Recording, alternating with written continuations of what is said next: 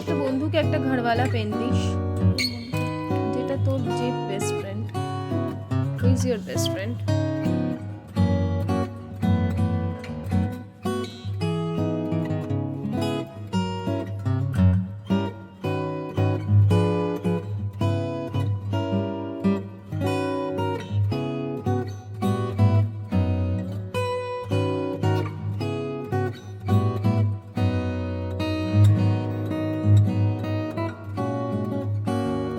ব্রেকফাস্টের সময় থেকে আজকের ভিডিওটা শুরু করেছি।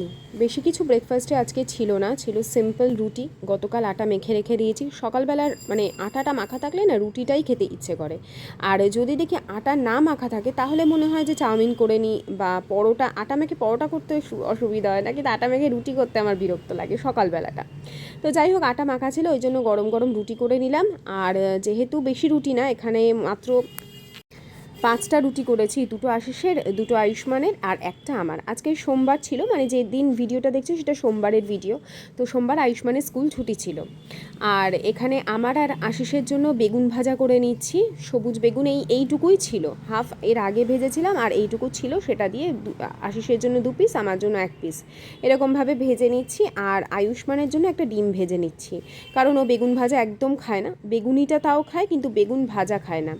তো পেঁয়াজ দিয়ে একদম ভালো করে সাদা সাদা করে ডিমটা ভাজা করে নেবো। এইটা দিয়েই আমাদের আজকে জলখাবার হয়ে যাবে।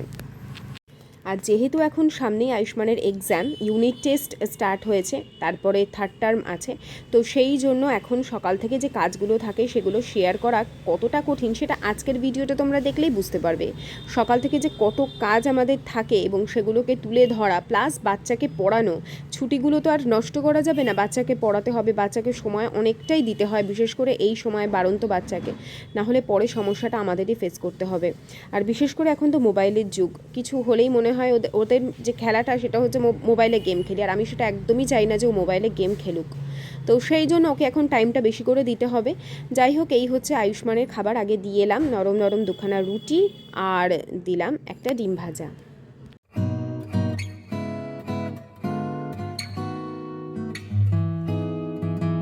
বাবাই, মাদুরটা নিচে পেতেটা খেয়ে নাও আগে।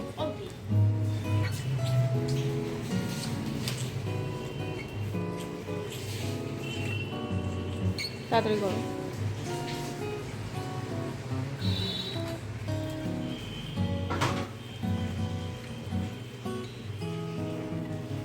চওড়া করো।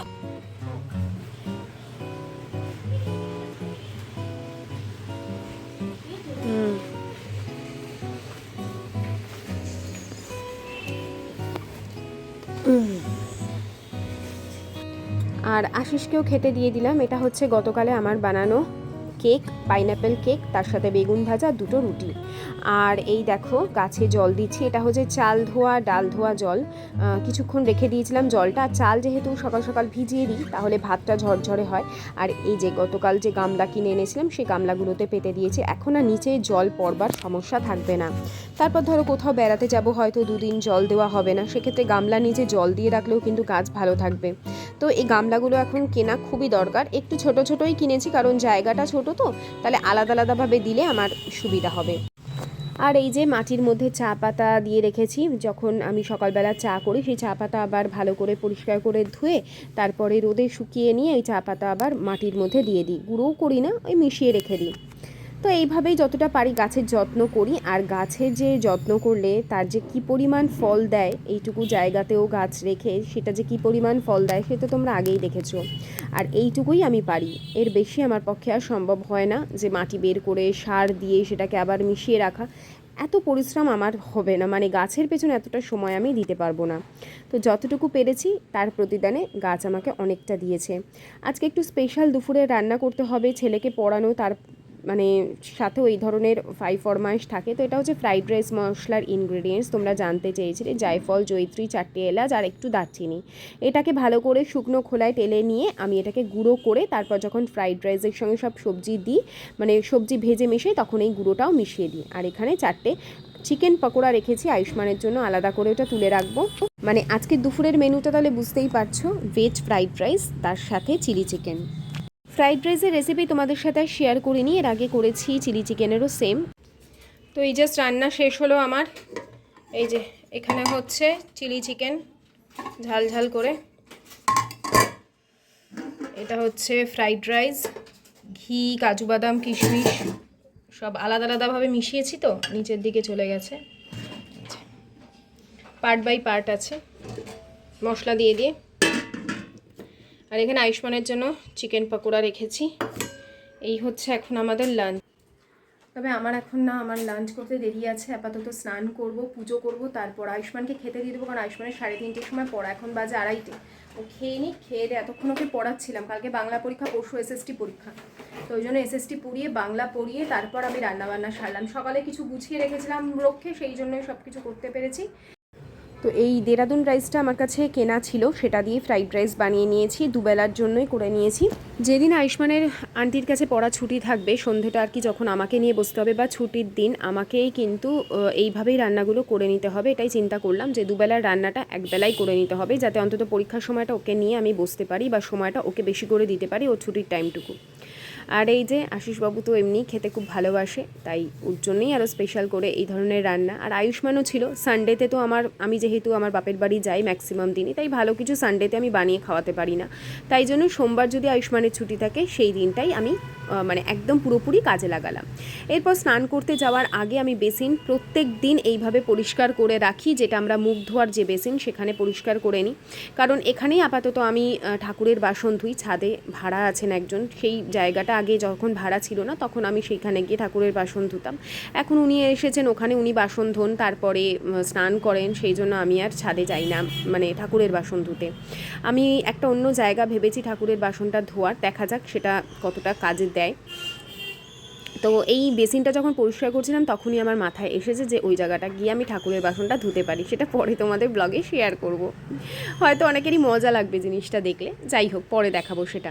আর এই যে এখন আমার পুজো পাঠ হয়ে গেছে, কিন্তু ঠাকুরের আজকে সোমবার ছিল, বাবা ভোলানাথকে স্নান করিয়ে যে কাপড়টা দিয়ে, হলুদ রঙের কাপড়টা দিয়ে মুছি, সেটাকে ভালো করে ধুয়ে আবার মেলে দিই পরের দিনের জন্য। আর এখানে তুলসী গাছে আমি জল দিচ্ছি, তারপর মা তুলসীকে প্রণাম করব।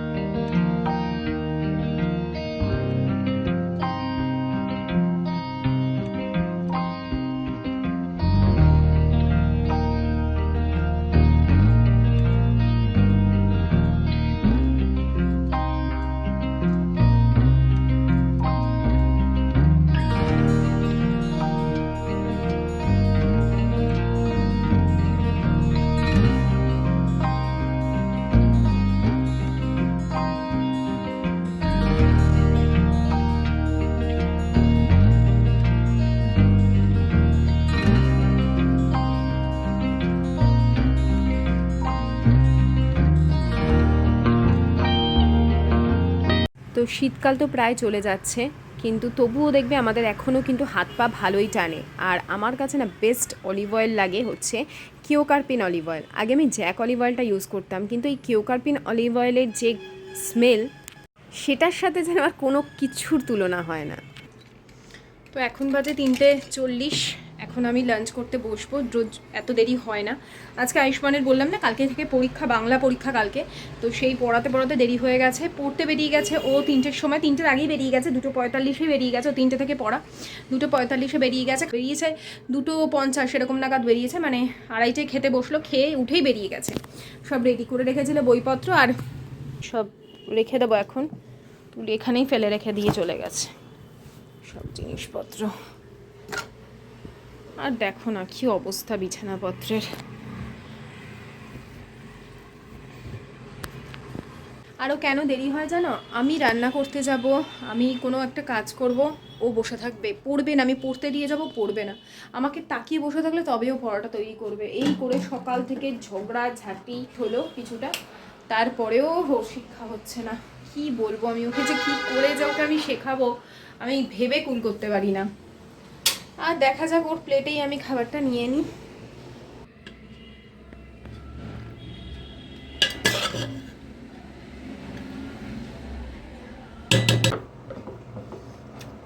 তাহলে বুঝতে পারলে তো পায়েল কেন মর্নিং রুটিন এখন শেয়ার করতে পারে না। তাও তো অনেক কিছু তোমাদের দেখাতে পারলাম না, এই রান্না বান্না কাটিং চপিং যাবতীয় তো বাকি থাকে, সেগুলো করা। মানে এগুলো হঠাৎ হঠাৎ করে বলে যে এটা করো আজকে, ওটা করো, তো ওইগুলো রেডি থাকে না, সেই সমস্ত করা, ছেলেকে পড়ানো। কখন কোথায় যাচ্ছ গো? কেন গো? ওই আমাদের কোম্পানি ডায়েরিটা বানাবে। আমার জন্য একটা বানাবে? আমি তো বানাবো তো, একটা দেয় না। মানে আমার জন্য ক্লায়েন্টদের দেবে তো, আমার জন্য এক পিস রেখে? হ্যাঁ অবশ্যই, সেটা বলতে হবে। দুগ্গা দুগ্গা। এরপরে সন্ধে দেওয়ার সময়, আর আজকে যেহেতু সোমবার, বাবা ভোলানাথকে পুজো করে বাবা ভোলানাথের আমি যে অষ্টোত্তর শতনাম বা বাবা ভোলানাথের যে পাঁচালি সেটা পাঠ করি, কিন্তু সকালেই করি প্রত্যেক দিন স্নানের পর পুজো করে। কিন্তু আজকে যেহেতু অনেকটা দেরি হয়ে গেছিলো পুজো করে উঠতে উঠতে প্রায় 3:30, তারপর আমার লাঞ্চ করবারও দেরি হয়ে গেছে প্রচণ্ড, তাই ভেবেছিলাম যে একেবারে সন্ধেবেলায় জামা কাপড় ছেড়ে বাবা ভোলানাথের আমি পাঁচালিটা পরবো। আর এই যে ধুনোর বস্তা থেকে, মানে ছোবড়ার বস্তা থেকে ছোবড়াগুলো নিয়ে এখন এটাকে কর্পূর আর ধুনো দিয়ে ভালো করে জ্বালিয়ে ঠাকুরকে আরতি করব। আর মহাদেবের যে অষ্টোত্তর শতনাম বা পাঁচালি যে কোনো ঠাকুরের যেখানে জিনিসপত্র পাওয়া যায় সেই দোকানে পেয়ে যাবে। শ্রী শ্রী মহাদেবের অষ্টোত্তর শতনাম, শিব পার্বতীর কথোপকথন। কিবা শোভা কে করে বর্ণন, বসে আছেন তথা দেব পঞ্চানন, ব্যগ্র চর্মাসনে বসে প্রভু পশুপতি, বাম ভাগে শোভা পান দেবী হৈমবতী। ধর্মকথা তত্ত্বকথা হয় দুইজনে, অকস্মাৎ পার্বতী জিজ্ঞাসীন পঞ্চাননে, জিজ্ঞাসির ভগবতী করিয়া বিনয়, অষ্টোত্তর শতনাম বলুন আমায়। শুনি তাহা মহাদেব পার্বতীরে কন, শতনাম স্তোত্ররাজ করহস্রবণ, প্রতিদিন যে বা এই স্তোত্র পাঠ করে মহাপুণ্যবান সেই ত্রিলোক ভিতরে শোকতাপ দুঃখ মেমরে অধমতারণ। ক্ষীরদ নন্দিনী বলে বৃষভ বাহন, যোগীগণ মধ্যে আমি মই যোগেশ্বর। ওম নমঃ শিবায়, ওম নমঃ শিবায়, ওম নমঃ শিবায়, ওম নমঃ শিবায়, নমঃ শিবায়। मनोजवं मारुतितुल्यवेगं जितेन्द्रिय बुद्धिमतां वरिष्ठं वदात्मजं वानरयोध्यमुख्यं श्रीरामदूतं शिरसं नमामि। मनोजवं मारुतितुल्यवेगं जितेन्द्रिय बुद्धिमतां वरिष्ठं वदात्मजं वानरयोध्यमुख्यं শ্রীরামদূতং শিরসং নমামি। এখন যেটা পাঠ করলাম সেটা হনুমানজির প্রণাম মন্ত্র। এইটা পাঠ করলে হনুমানজি খুব খুশি হন।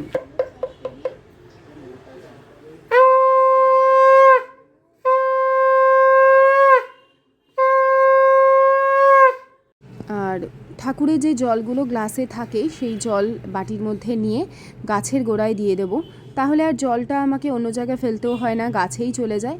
আর বাকি যে কিশমিশ থাকে সেগুলো আমি একটা কৌটোর মধ্যে করে স্টোর করে রাখি, কারণ টোটাল 9টা থালা তো 9টা করে কিশমিশ হয়, সব তো রোজ রোজ খাওয়া হয়ে ওঠে না। তো এরপর হচ্ছে ছেলেকে পড়ানোর সময়, অর্থাৎ স্টাডি টাইম, এখন পড়াচ্ছি। ওকে দিয়েছি, পড়াশোনার নাম নেই, গুচ্ছের পেন কিনে রেখেছে। এগুলো তো কিছুই না, আরও এক কারি পেন আছে। এদিকে পড়াশোনার করার কোনো ইচ্ছাই নেই। বক্সে যতটা আটতে পারে ততটাই আটাবো। ও সেই 1 2 3 4 5 6 বাবা সব কিনে দেয়। 11 এর মধ্যে আমি একটা পেন কিনে দিয়েছি তোকে, না কোনটা? এটা তো তোকে স্যান্টা না, এটা আমাদের কোম্পানির ঘরওয়ালা। তোর একটা বন্ধুকে একটা ঘরওয়ালা পেন দিস। কোন বন্ধুকে? যেটা তোর যে best friend. Okay, who is your best friend? বলা যাবে না, কেন? নাহলে যদি অন্যকে ও যদি দেখে ও আর একজন যদি রাগ করে নেয়। বুঝে গেছি আমি। তো এখন আয়ুষ্মানকে আমি লিখতে দেবো। এতক্ষণ ব্যাকরণগুলো ওকে পড়িয়ে নিয়েছি, পড়িয়ে মুখস্থ করিয়ে তারপর, মানে এগুলো মুখস্থই ছিল কিন্তু না পড়লেই ভুলে যায়, তাই রেগুলার তো আর বাংলাটা আমার সত্যি পড়ানো হয় না, তাই এখন ওকে লিখতে দিই। কালকের যে কেক বানিয়েছিলাম সেটা এখন রেখে দিই, খাওয়া হয়েছে আমাদের অনেকগুলোই।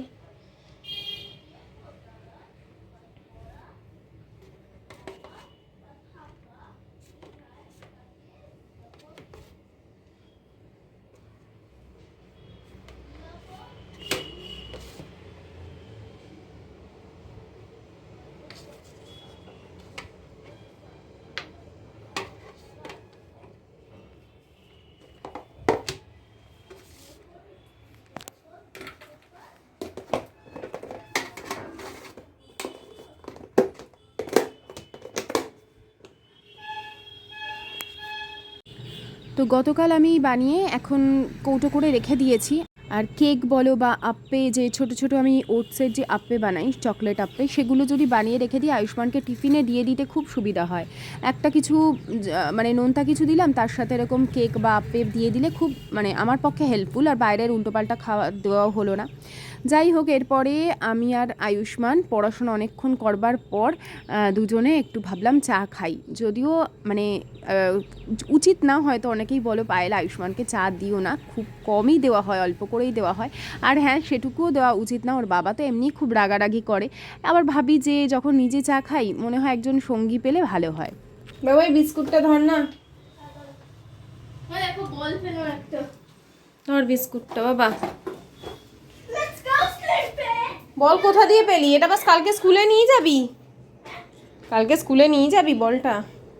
শুধু একটু বলটা পেপার দিয়ে। আর কি বলো তো, হয়তো বললো মা এই পড়াটা যদি আমি ভালো করে করি তোমার সাথে আমাকে একটু চা দেবে, তখন মনে হয় যে ঠিক আছে চল আজকে চা দেবো, তুই যদি পড়াটা ঠিক করে করিস।